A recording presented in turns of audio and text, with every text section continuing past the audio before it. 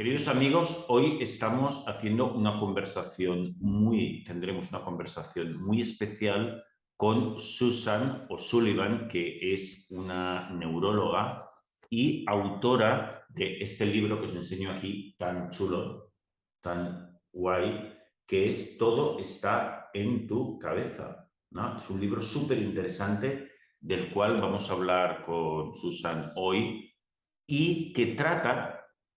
Os hago un resumen muy conciso. Este libro trata de su experiencia clínica de muchos años con casos de epilepsia especiales, porque eran casos en los cuales eran mentales, ahora lo hablaremos con Suzanne, eran psicosomáticos, y ella habla de esos increíbles casos, ¿no? Entonces, creo que esta conversación nos va a ir muy bien porque vamos a hablar en general de la psicosomática, ¿no? De los dolores de cabeza psicosomáticos, dolores de espalda psicosomáticos, la fatiga crónica, el dolor crónico y tantísimos otros síntomas que los seres humanos experimentamos que en realidad los produce nuestra mente, aunque parecen problemas físicos, fisiológicos, etc.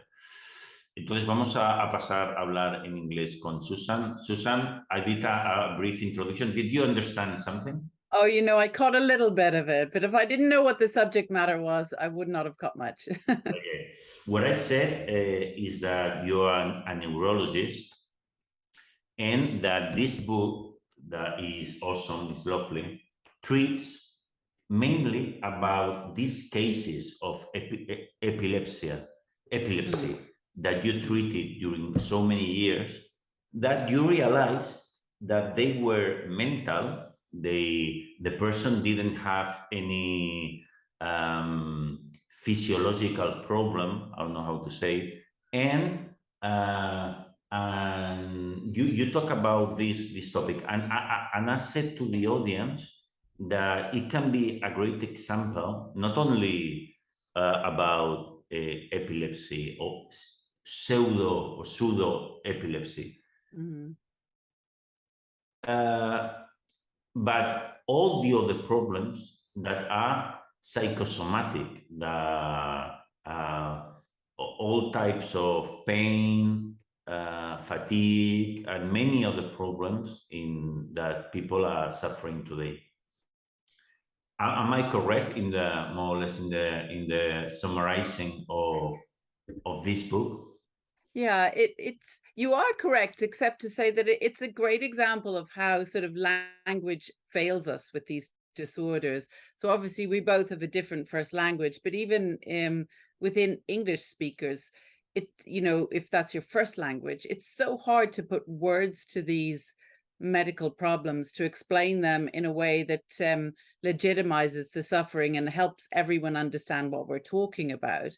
So this book is about my patients, not my patients who came to me believing they had epilepsy, but who transpired not to have epilepsy. And you use the term pseudo seizures in this in your introduction.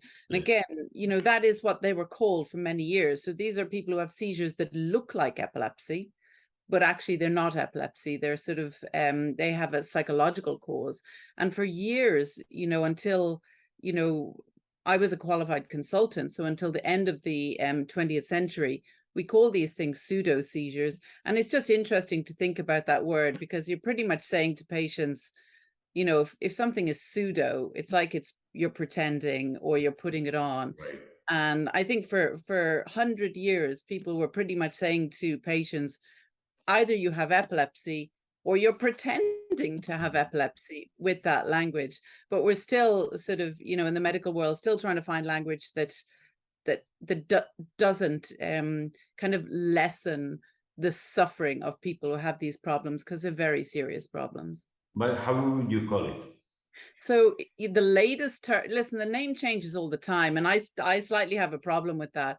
The current name in neurological medical circles are dissociative seizures. So they're sort of saying these are seizures that arise out of the psychological sort of out of dissociation, which is dissociation being something that, you know, is a normal part of life. We all dissociate from time to time in that our minds kind of wander away somewhere, or we miss a few seconds of a conversation. Obviously, dissociation for some people is really problematic. It causes psychiatric problems, but it also causes seizures. So we now very often call them dissociative seizures, although there's already a sort of a movement to calling them functional seizures, to move the whole thing away from psychology completely, which I don't agree with. You know, these are arising through a psychological mechanism. But it's just evidence that when I started out as a doctor, they were pseudo seizures, then non-epileptic seizures, then psychogenic non-epileptic seizures, and dissociative seizures, and functional seizures. And what this is evidence of is that we're trying to sanitize a conversation by choosing a name that's palatable, rather than explaining to people what we're talking about, so they understand it's not a medical disorder that anyone should feel ashamed of. It's true, it's true. Later we will talk about this, no? The problem that arises when the person feels that what happens to them is denied, or they are pretending that they are inventing for some reason or whatever, which is not the case at all. Yeah. But we will talk about this a bit later. But first, I would like to ask you if you can explain us what were those cases? What happened to the people that you saw at your office? Yeah. So a really typical example would be somebody who, for example, this often is it's a disorder affects anybody, but young women do tend to be more affected than other people. So a really typical example would be that, you know, a young woman in a hot, sweaty environment like the London Underground is very overcrowded, or sometimes it happens in churches or in schools, hot, sweaty places. A young woman faints. Now, what happens when most people faint is they don't realize it. You know, a lot of people shake and they go rigid and things. So that's very easy to mistake for a seizure. And that's often how these things begin. They begin with a medical problem, which is just a straightforward medical problem, or it could be an injury like, you know, you injure your foot and then you're having difficulty recovering from it. You faint and that unleashes a sequence of events. But once something happens, like somebody faints, it can set off a chain of events that every time you feel a little bit sick, or every time you're in a situation where you previously fainted, you then collapse and have a convulsion. So I was seeing a lot of young people who started having regular convulsions, starting with maybe an inciting incident like a faint. And because people don't think that every time someone collapses and shakes, it must be epilepsy, those people are diagnosed with epilepsy, and they come to me in my epilepsy clinic thinking they have difficult to treat epilepsy because it's not getting better with medication. Yes. And some of these people, I should say, are really, really sick. So I'm seeing people who are maybe having seizures, falling on the ground and having a convulsion 20 times a day or 20 times a week. So very, very disabling. They've been diagnosed with epilepsy elsewhere by people who don't fully understand epilepsy and put on epilepsy tablets. They're not getting better. They come to me because they think they're going to get even better treatment for epilepsy. Yes. But what actually happens is I listen to their stories and I look at their seizures. I know what epilepsy looks like and how it behaves. And I can see these people do not have epilepsy, because actually about 1/3 of people, if you've got 10 people in an epilepsy clinic having seizures, 3 or 4 of those don't have epilepsy. 3 or 4 of those, that amazing it's number. so common. Yeah. And it's sort of, so about a third of anyone who comes to my clinic, their collapses are happening for purely psychological reasons. Yes. And sometimes, and you call those pseudo seizures, I call them dissociative seizures, other people call them non-epileptic attacks. A lot of people misunderstand what they are. They think it is purely a disorder that happens, you know, at the moment of psychological stress. And absolutely, they do happen at the moment of psychological stress, but they also can happen for lots of other reasons, because a pattern was set up for perhaps with a frightening fainting episode that Yes. creates an expectation from one's body, or because one has seen a lot of seizures and therefore one has certain expectations of what Yes. happens in certain situations. So I see a lot of people who come to me thinking they have epilepsy, and I have to say to them, I don't think this is epilepsy. I think has a psychological cause. And you can imagine how difficult that is to hear. This is the second question I wanted to ask you, because this is a very, very interesting thing, very mm, important, because many people, I yeah, would say most of the people yeah, that have psychosomatic problems, I wouldn't say illnesses because it's not a physical illness, yeah, but psychosomatic problems, for them, is very shocking yeah. when you tell them that their problem might not be a physical problem. You have seen this a lot. Yeah. I mean, again, this is where language fails us, isn't it? Because not just within the English language, we're saying it's not a physical problem. Well, if you're falling on the ground and shaking, it is a physical problem. I understand what you're saying, but this is why it's so hard to explain these things, and why it's so hard to treat them. Because if you have a disability like being unable to walk and collapsing, it is a physical problem, but it's not due to a brain disease, which is the distinction. But you're right. When a person comes to clinic, they really have struggled with the diagnosis for two main reasons. One is they struggle to believe it's even possible. So, we all are a little bit aware of the mind-brain connection, mind-body connection in its smaller versions. Like, we know if we're frightened, our hearts go quicker, or we know if we're nervous, our hands shake, and we know if we're upset, water comes from our eyes. So we're aware that there is this mind-body connection, but most people aren't aware how far that can go, that it can lead to complete paralysis of your legs, being not able to move, complete blindness, deafness, seizures, memory loss. So people are a little bit shocked at the extent of it. But the main reason people struggle is they realize the minute they're told this isn't epilepsy, or this isn't multiple sclerosis, or this isn't a brain disease, this is psychosomatic, they feel that their diagnosis has been immediately downgraded. Yes, It's like their seizures are less severe, or their paralysis isn't as disabling. And they're right to feel that way, yes, because you know absolutely. you can imagine if you went to your employer and said, well, I can't work because I've got, paralysis due to multiple sclerosis or some brain problem. And then a week later, you go back to your employer and say, well, actually, it's not a brain problem. It's mostly a psychological problem. You can feel Yes, how people's attitudes change with that, because we just do not respect psychological kind of suffering as much as absolutely.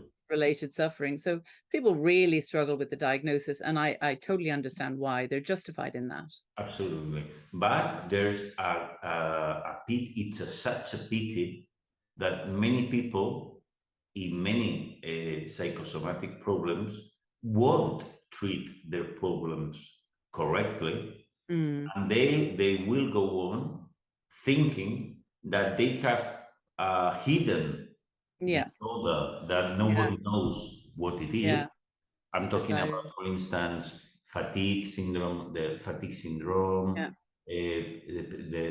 chronic pain syndrome, Mm, and all those cases that they don't wanna consider that the mind does those things all the time. It's not of the strength. So for mm, me, as a professional of this, it's a pity because I see clearly, in I my know. opinion, that what they have could be cured with another approach, and Mm. they don't want to see it. That's it. Have you felt that? Oh, I 100% agree with you. It's the shame of it. If you could just, and people are, no, it's precisely, people find it easier to think it's a disease no one can find, or it's a mystery illness, than to accept this psychological explanation. And patients will go for a scan, another scan, another scan. I can offer them tablets that are experimental and have horrible side effects, and they'll take them. I don't do that, but I know if I say, well, take this drug or that drug or have this scan, that people will agree to it because they're so invested in the concept that the only thing that can be caused by this is a disease. So I try to say to the patients, because I feel as you do, isn't it, it's such a shame you won't even explore this avenue.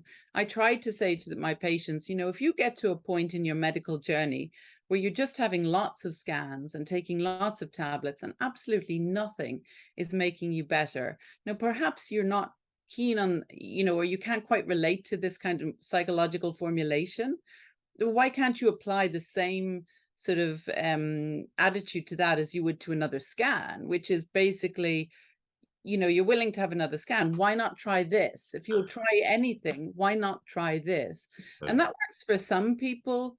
But, you know, unfortunately, the shame attached with psychosomatic illness makes it difficult for people to get as far as people like you, which is just terrible. Yeah. Yeah.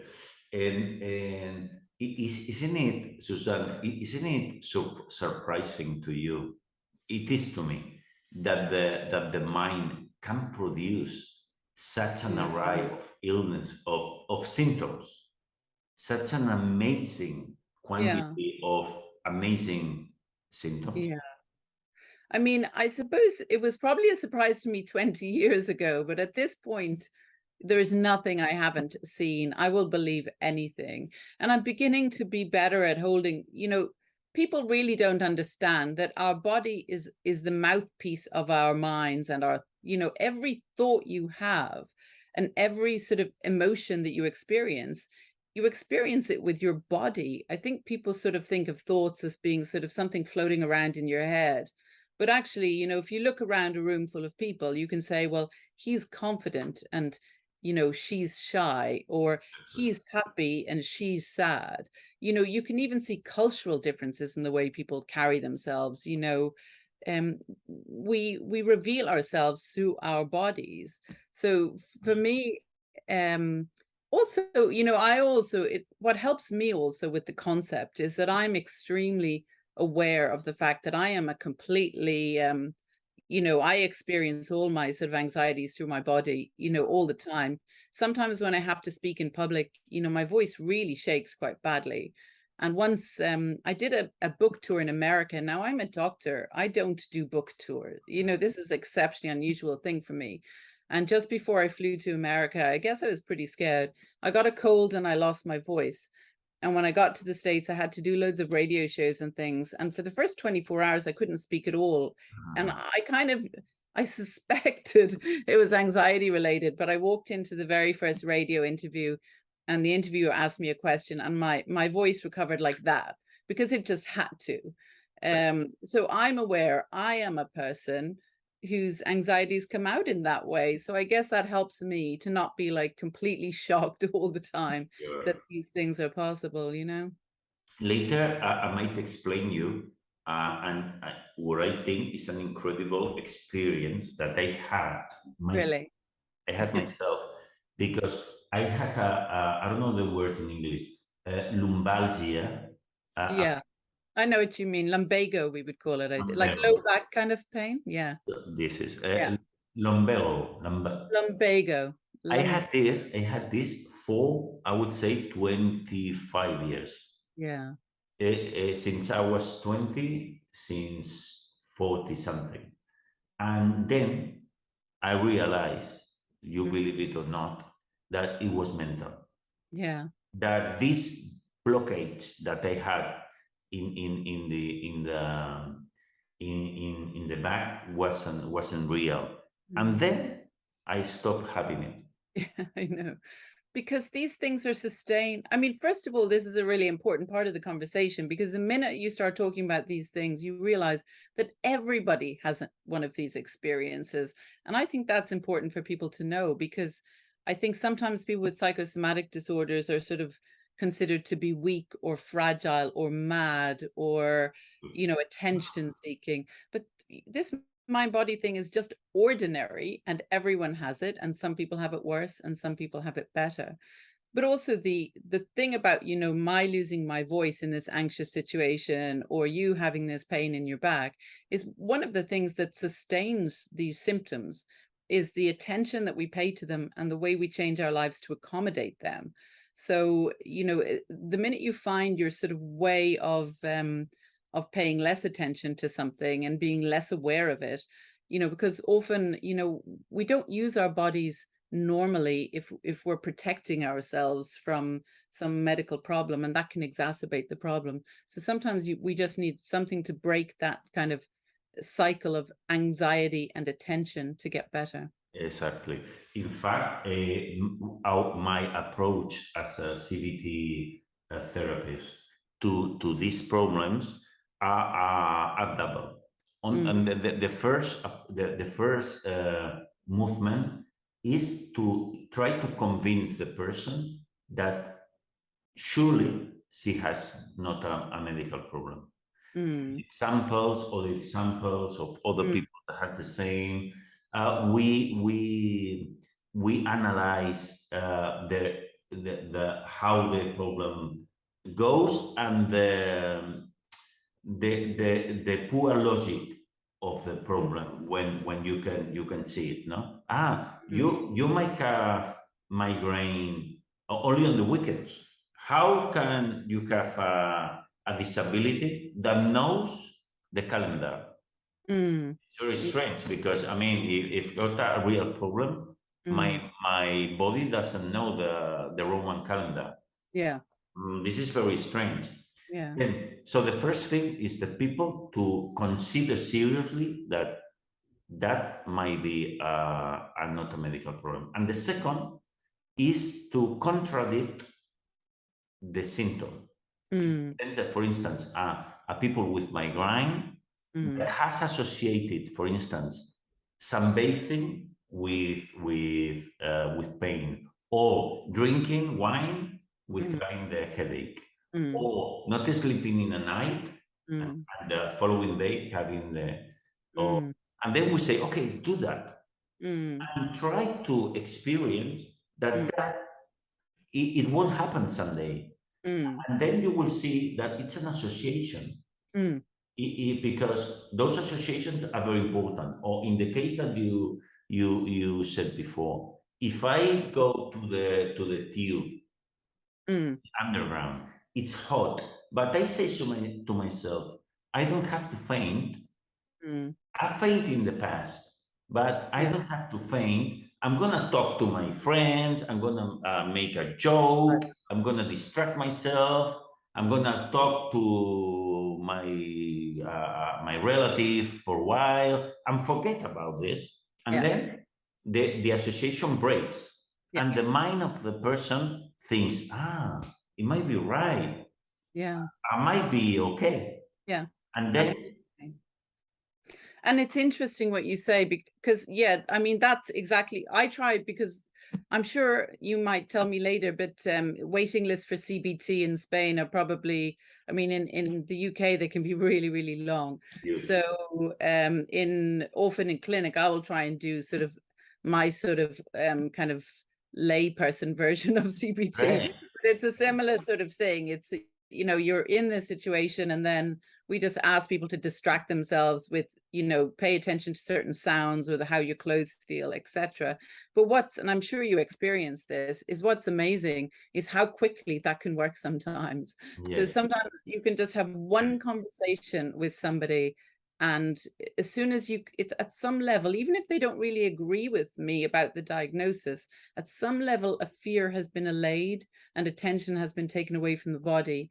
And about 30% of patients, even those with having seizures every day, after one conversation, the seizures can just go away. And so I'd say to anybody, because I think it's likely your audience already is psychologically minded, so they may be slightly a different audience, but there is a lot of people don't really believe in this mind-body connection, and they should experience that the power of one conversation to make people better, and that they will be converted, I guarantee you. Absolutely. It has happened to me, that I'll tell you, people listening to this conversation, some people, a percentage, will stop experiences fatigue syndrome, Yeah. pain, chronic pain, and other things. Just in one conversation, they Yeah. could think. Yeah. They write to me after a time, and I'm always amazed of those I results. know. I know. And I think it's also good for doctors to understand that, because, you know, I think doctors have been generally disinterested in these problems. You know, these are the kind of patients that doctors kind of say, oh, it's, you know, it's not real in some way, and therefore I don't care as much about it. You know, I'd say to doctors that this is an opportunity to be your personality and your skill as a clinical doctor has the power to make people better without any of the fancy sort of medications or scans or anything else.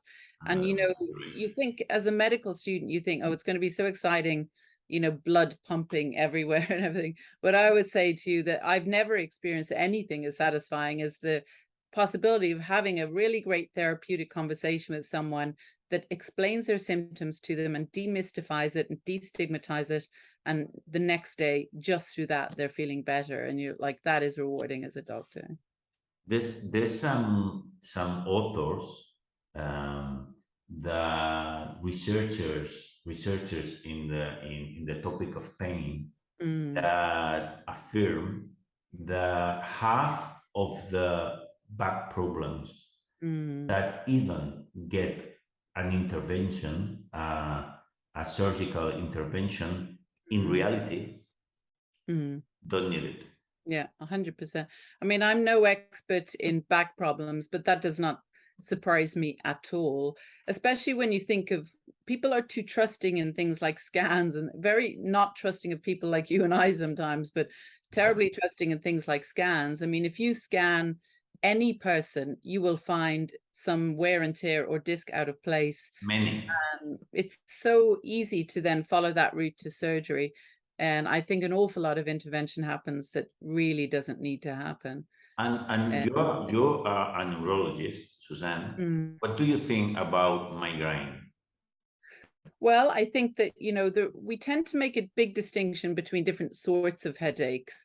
And, you know, when we, as neurologists, diagnose migraine, it's a very specific characteristic of headache, of a particular type of headache that comes with a constellation of symptoms such as light sensitivity and noise sensitivity. So it tends, as to a neurologist, a migraine is a very specific headache. But I find that people are told they have migraine by people who think that the only thing a migraine is a bad headache. You know, but there's lots of you know, muscular headaches that are like tension headaches and stress headaches that are called migraine because they're severe. So I think migraine is a discrete condition, but a lot of people are told they have migraine that probably don't. And it's you know, I think only really neurologists and headache specialists are able to make the distinction between the two. So I suppose what I'm saying is a percentage of people who've been told they have migraine probably have more of a psychosomatic headache, in my view. But some authors, I'm not a neurologist, so I don't know. But some neurologists, especially there is one in Spain that affirms that at least a good part of what is thought to be a migraine, with all the symptomatology of a migraine, Yeah. in reality, there's nothing wrong at a physiological level.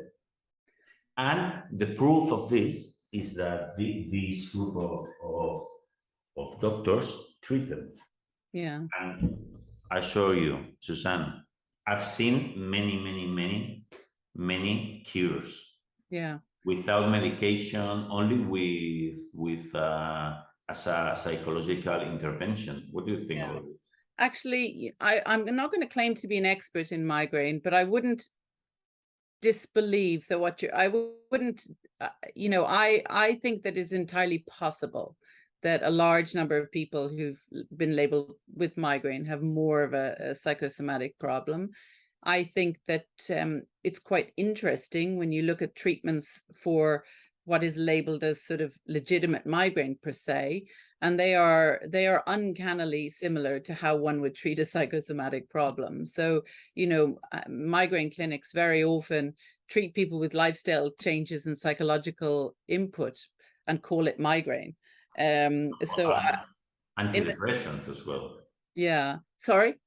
Antidepressants as well. Yeah, I think it's interesting. I think that there's a real muddy area there. I think there probably are some people with migraine where it's mostly vascular, but I'd imagine there is a large number of headaches mislabeled as migraine, and certainly there's a large psychological factor in migraine.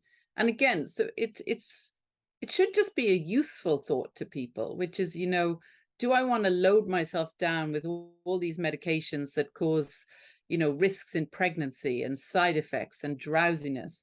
Or would I like to consider lifestyle psychological interventions before I do that? It just opens up new ways of approaching it. So if I were a person, I don't have migraine, but if I did, I would probably prefer to take the non-medical route first. So that's another topic. It would be I have this thinking sometimes that if the mind is so capable of constructing this kind of symptoms, it can be very good as well. It could be very good as well to construct. That's the opposite.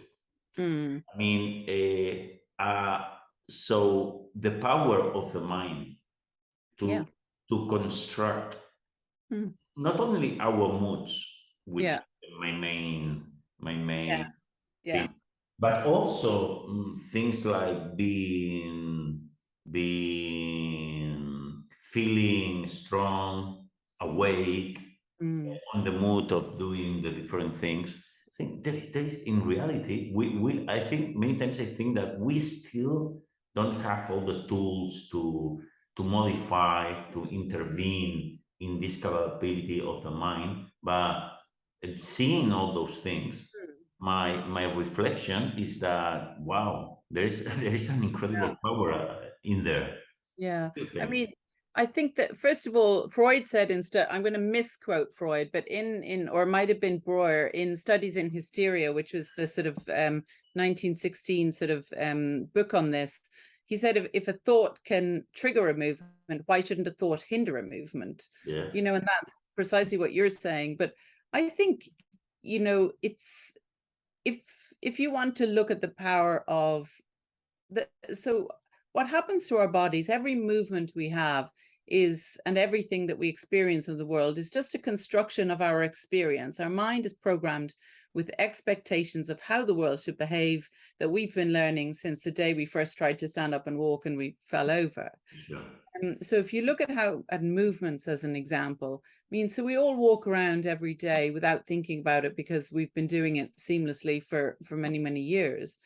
But if you then ask somebody to walk, a straight line, sort of one foot in front of the other, or if you ask them to walk on the edge of a cliff or at the top of a high wall, suddenly everything about your movement changes. Yes. So all you have to do to change a person's physical well-being is to change their circumstance, or to make them think about their body differently, or to put them in a position where they're fearful for their safety. And suddenly something they could do with their eyes closed, they can't do anymore. So you can change somebody's movements so easily.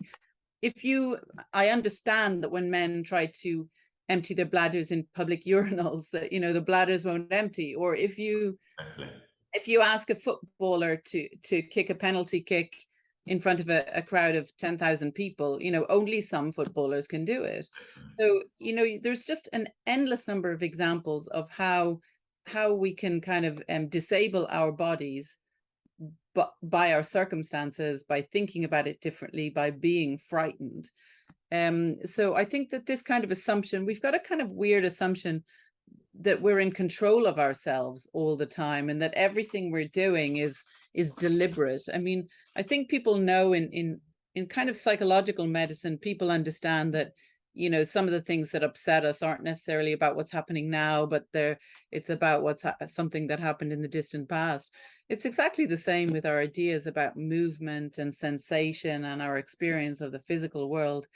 It's all to do with our expectations and our situations and our circumstances. So if we are, do you know what? I'm going to say it more succinctly. If you can learn to do something, why is it, so example, if I can learn to play tennis or I can learn to walk, why is it not reasonable to think that if the circumstances are right, I could unlearn it? That Yes. I could, that something changes slightly that makes me worse at something instead of better at something. So when we encounter people who've got complete paralysis of their legs and you talk to them about how it happened, it's usually quite obvious. Something happened to make them more aware of their legs. They started focusing too much attention on their legs. Legs, you don't pay attention to your body. Once you do, it feels strange. Then once it started feeling strange, they started doing less and their body deconditioned. And essentially through a process like that, you just unlearn things. And that's how these disabilities develop. And it's quite normal. Absolutely. Well, Suzanne, it has been a great pleasure to talk to you for a while. We are gonna, I'll say something in Spanish before we end. This is that este es el libro de Suzanne, este es el primer libro que publicó Suzanne O'Sullivan, Todo está en tu cabeza. Tiene otro libro publicado en español que no lo he conseguido para esta conversación, pero que se ha publicado hace poco. Your last book, what is the title? My most recent book is called The Sleeping Beauties. It's also about psychosomatic illness, but told through stories of mass hysteria outbreaks around the world. Ok. O sea, el segundo libro se llama Las bellezas escondidas, sería el título. Ya os diré cómo es el título en castellano, ahora no lo sé. Y con esto despediremos a Suzanne. Ha sido un placer hablar con ella. Suzanne, it has been a pleasure. Thank you for having me. Thank you very much for this talk and these incredible books that are so important that people know that things happen. And Yeah. just in case it happens to us. Thank you for your interest and thanks for the great work you do as well. Thank you. Thank you.